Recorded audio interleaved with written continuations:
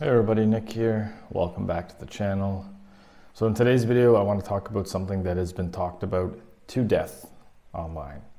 I don't think I've talked about it really all that much. I've talked sort of about the consequences of what will happen from very high cost of living, inflation, stagnation, all of these, stagflation or whatever you want to call it.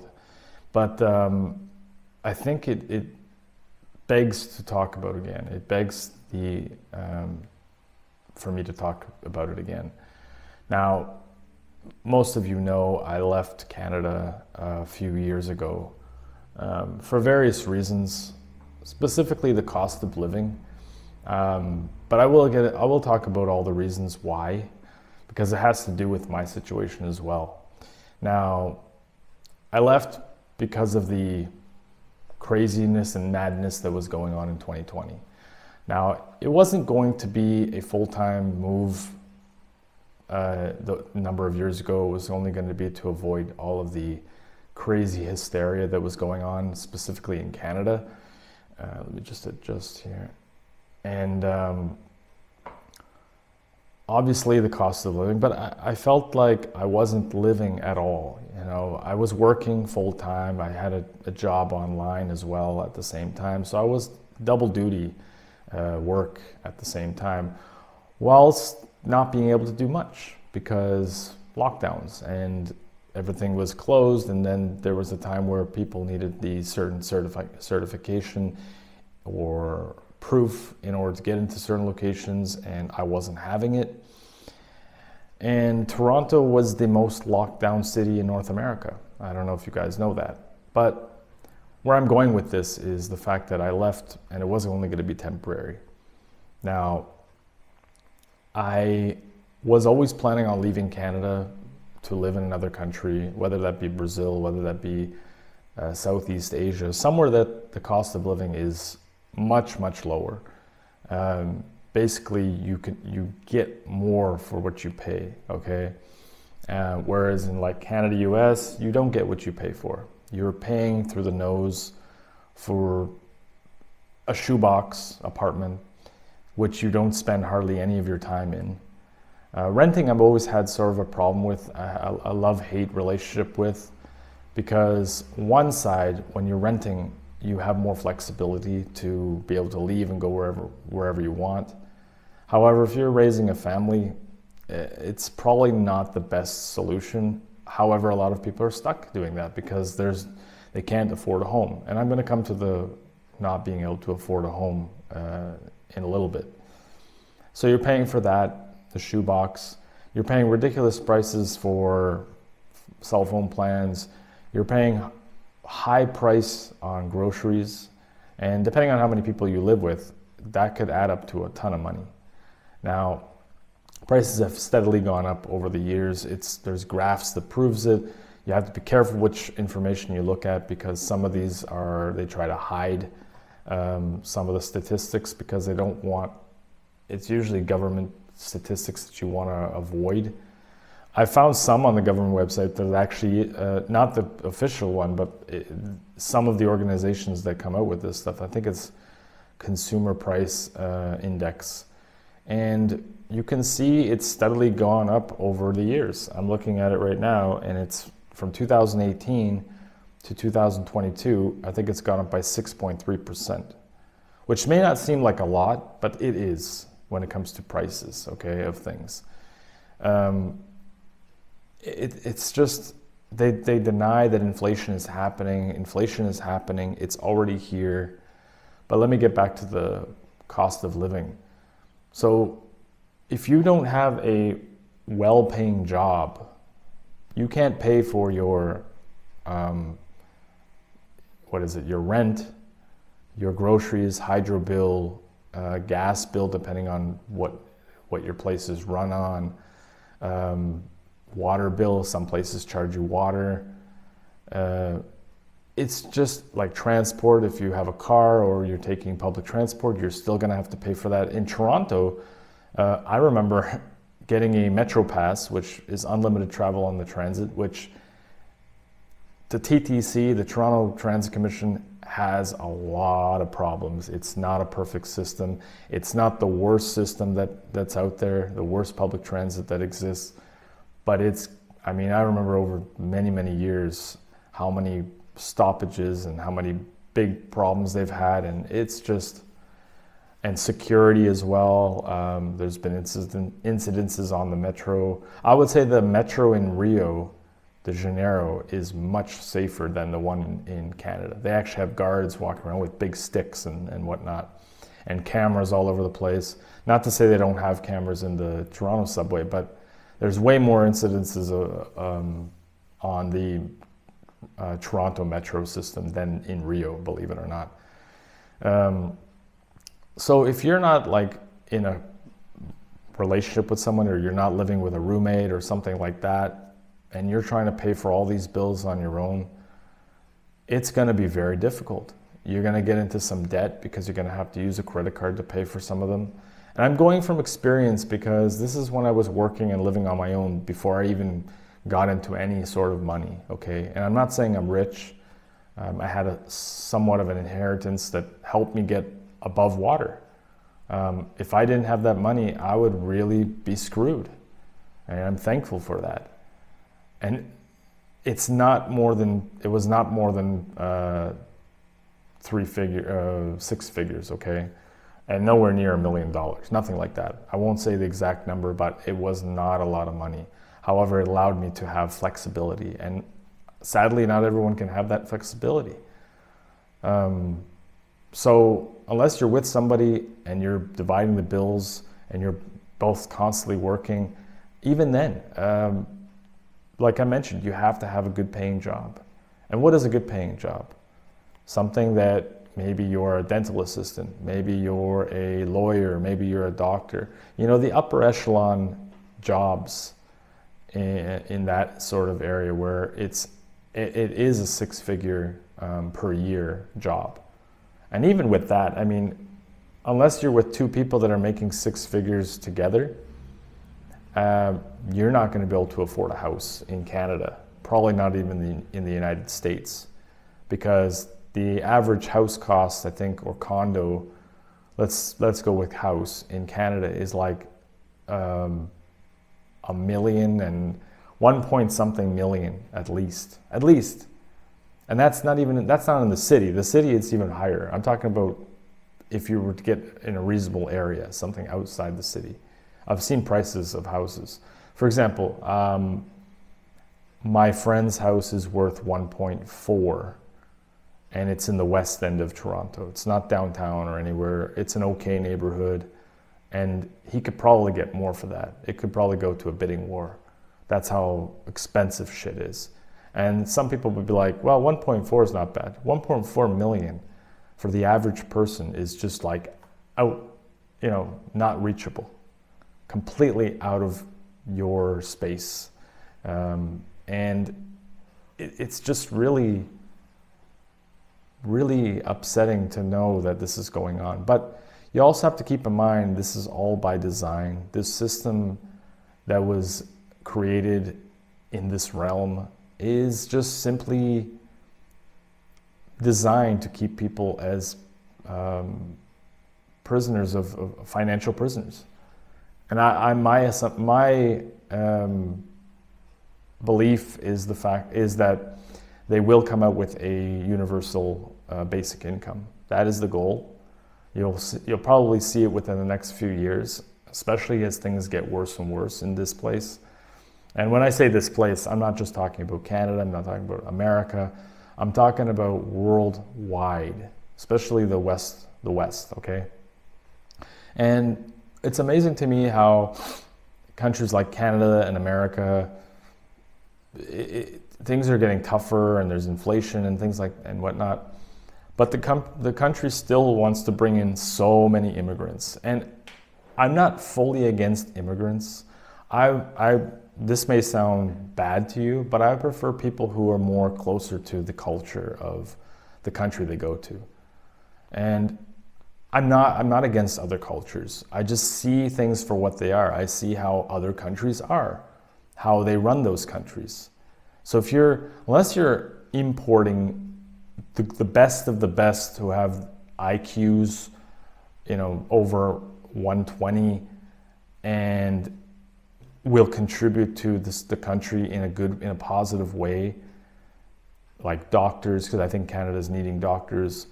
I just don't think there's any room for more people to help people. And America is one of those countries that always says, no, we'll take in your poor and you're tired and this and that. That was like back in the 20th century. That's when it was best applied. Now, am I saying no immigration whatsoever? No, I'm not saying that whatsoever at all. But it has to be through the correct channels. You can't just let people randomly come in. If you were to want to help everybody in need, you would be overwhelmed. Not that they're not already overwhelmed, but you'd be overwhelmed like crazy. It's just impossible. It's just impossible.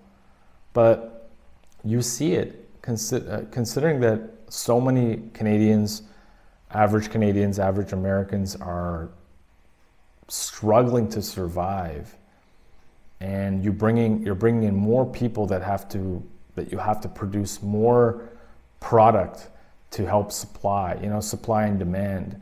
It's just going to even more overwhelm the system that isn't able to even handle the people that they have, especially countries like the United States. And I know that the last Prime Minister of Canada, I don't want to say his name because he's a douchebag, decided to reduce the number of people coming in. It's still, the damage is done. The damage is absolutely done.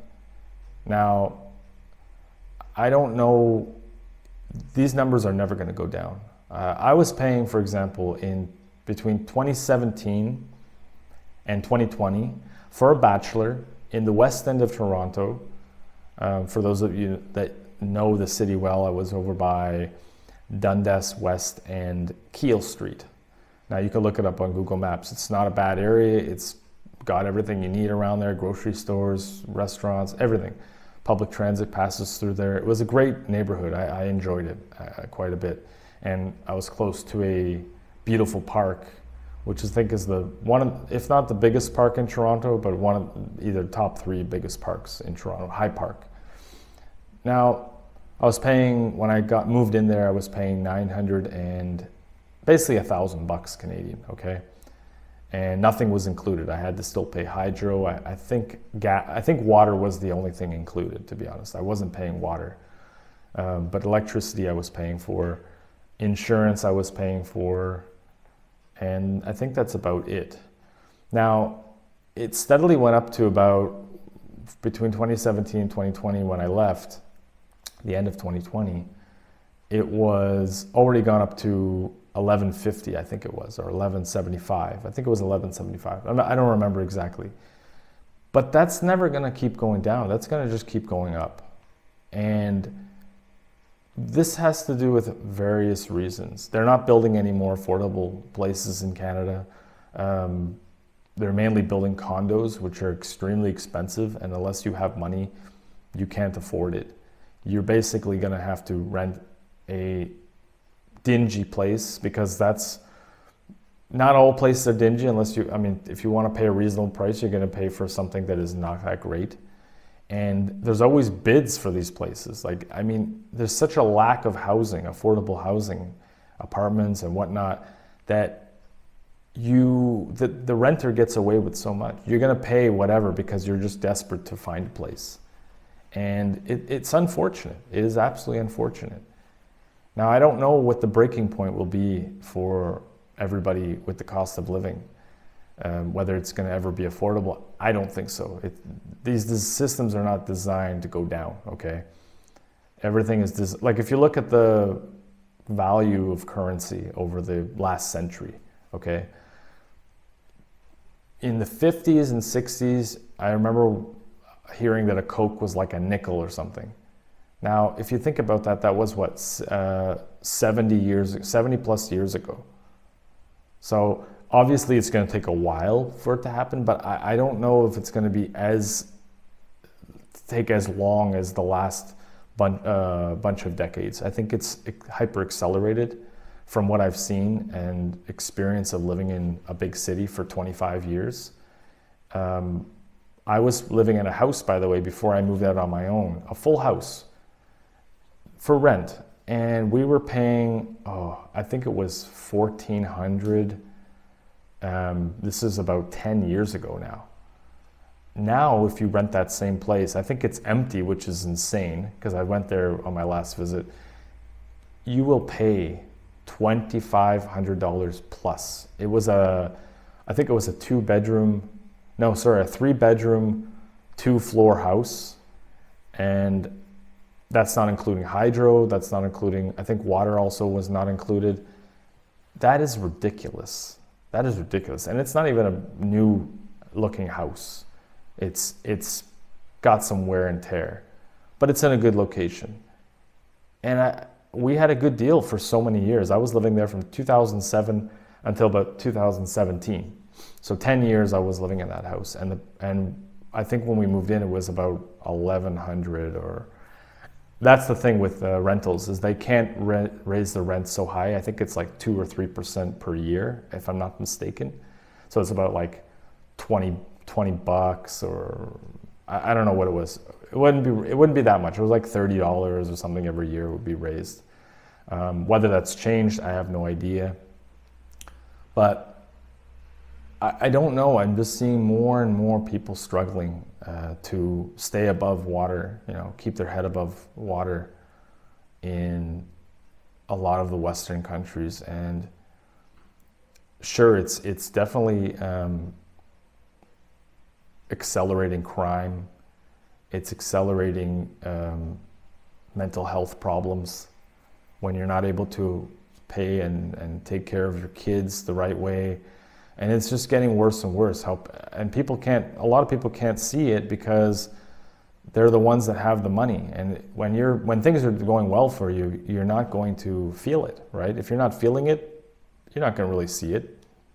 Where they're seeing it is when they're out and about in public, because you're seeing more homeless. You're seeing more people who have mental health problems, which in many cases it is the homeless. You see people who look normal but have mental health problems because of absolute stress of worrying about paying bills, worrying about surviving another day. And sometimes you can't even tell they have a mental illness until they do something. They're usually dressed okay and things like that. I mean, it's really exacerbating the situation. And I don't know what the solution really is. I don't think there is a solution. I know that's going to sound defeatist, but the solution really is that everyone stops playing a part in this system. I don't see any other realistic solution. The other part of the equation is that governments were printing so much money, they still are, during the pandemic, it's not even really a real one, but during that time, and over so many, they send the money out to other countries. They don't know what the fuck they're doing with the money. That's the problem. And I believe it's not incompetence. I think it might be partially incompetence, but it's also by design. Whoever's controlling this place is obviously knows what they're doing to want to destroy everything. Now, what can happen? A major collapse in the system, because if there's too much money on top with the 10% of the 1%, or whatever you want to call them, the elite, which I hate using that because I think that they're revolting, most of them. And for them, it's they don't care. They don't give a shit. I mean, I've heard a few billionaires come out and say that yes, they should be taxed more and yada yada, but that's probably just to save their skin. Anyway, let's continue on with what I'm talking about: high cost of living. You're seeing many people leave United States, Canada, even those that can scrounge up enough money that they can survive cheaply in like countries like Thailand, Vietnam, even some countries in South America, Panama, I know a lot of Canadians left and went to Mexico, Panama, as I mentioned, and it's dirt cheap to live there. Like you don't need, per month, you probably only need a few $100s, whether it's Canadian or US. And as opposed to having to have a few $1,000s. And I think that that's per month to live in Toronto. You need to live comfortably, to not have to just pay, live paycheck to paycheck. And you'll be able to go out and do something and have dinner once in a while out and have a coffee out or whatever it may be. Go on that trip and whatnot. People can't even afford to do those things. And I think this is why a lot of people have started to realize we're just living to survive another day. Survive is all we're doing, not enjoying this life, this experience. And I think that there will be a tipping point. We're already there. We're at critical mass when it comes to this insane system. Obviously, I don't want a communist system. I don't want one of those systems where dictatorship rules, tyranny and all that stuff. But let's be honest, we're kind of in a soft tyranny where if you don't got the money, you can't do shit, okay? You can't do shit. And there's no safety net really. I mean, I know Canada has not social security, I think that's the US, but in Canada it's called something else. I used it once, but it doesn't pay practically anything. You can't survive on that. I think when I was out of work for 6 months or 5 months, I was making, because I had worked for so many years, and you only get about 60% or 65% of what you were last making in your last job. So if you're making $2,000 a month, you would only get about $1,600, right? And if your rent is $2,000 or $1,800, it's not even covering your rent. And I last was on in 2008. That's a long time ago. So rents were actually reasonable back then. But $600, how much was I making? No, I was probably making about $1,400 or $1,500 a month. And back then in 2008, that wasn't bad. So I was getting about 65% of that just to supplement my life until I found another job to help me out. Now, I don't know what the solution is when our currencies are being devalued and we're told to work and just keep working and you'll get ahead. It's not true. Most of the jobs out there don't pay enough. They simply do not pay enough. Especially these companies, the big corporate companies, where the CEOs get millions of dollars in salary, and their employees, which do all the work, don't even get a livable wage. Don't even get enough money can't even make enough money just to survive. In some cases, they got to work 2 jobs, 3 jobs. I remember when Amazon had the factory workers, they weren't even being paid. I don't know what they're paid now, but this is back in the day. And terrible working conditions, and just, man, it always seems to be that they want to cut costs, save money. I remember my father worked for Canada Post a number of years ago. He's already been retired. He retired early. He was getting paid quite well back in the 90s and early 2000s. I think he was getting $2,200 a month. And back then, that's pretty good. Now, if you start, I think they started getting rid of those jobs and basically hiring part-timers, and like Canada Post does not pay that well much anymore like it used to. They're also not making any money.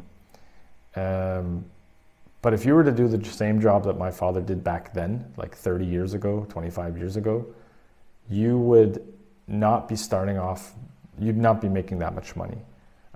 You have to gain seniority and make more and more money. I don't know what a carrier makes these days. So I just checked the statistics on that, or the numbers.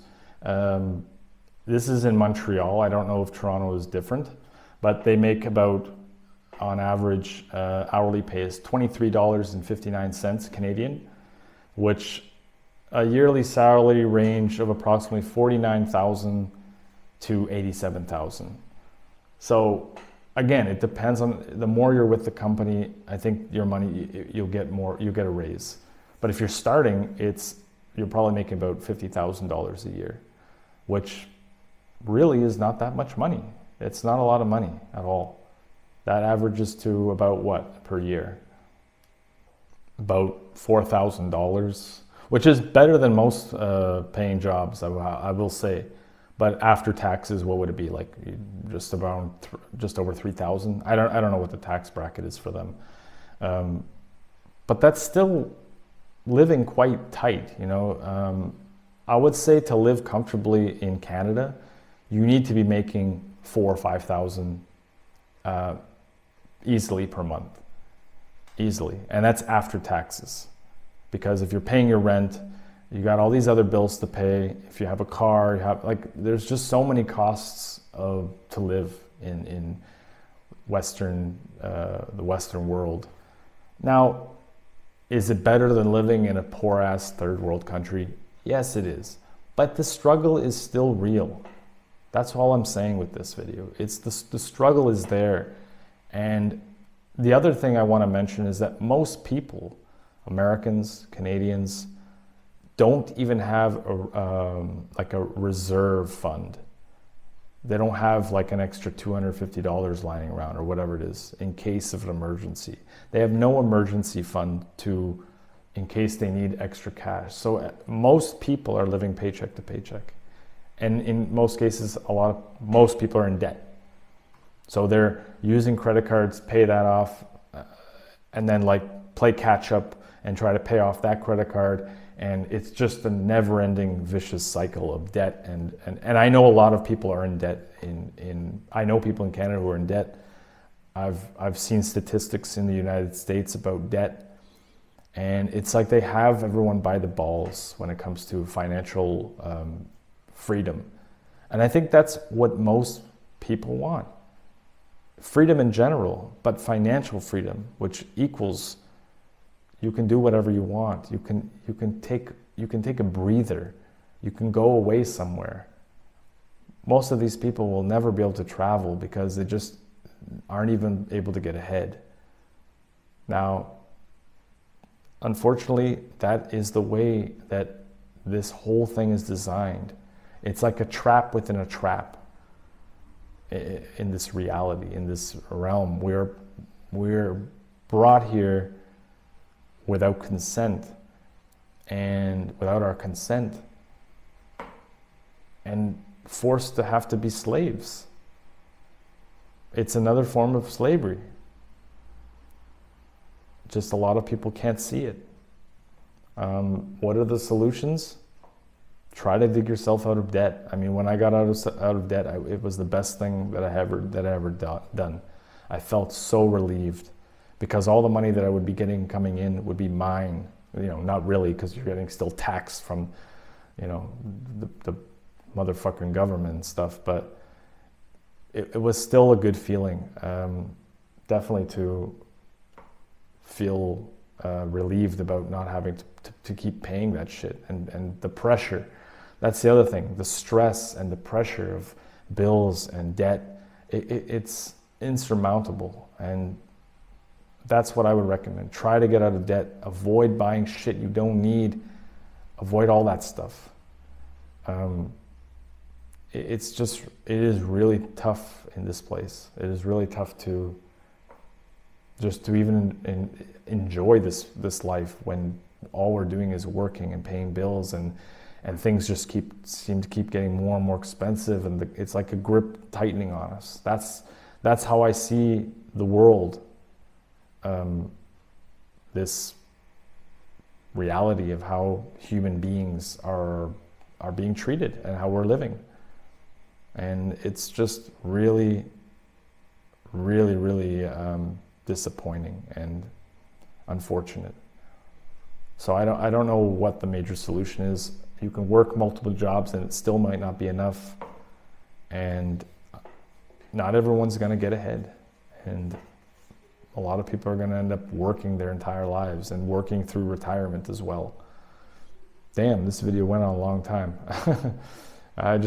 Yeah, it's not a tangent that I went on here. It's just, I see this system for what it is.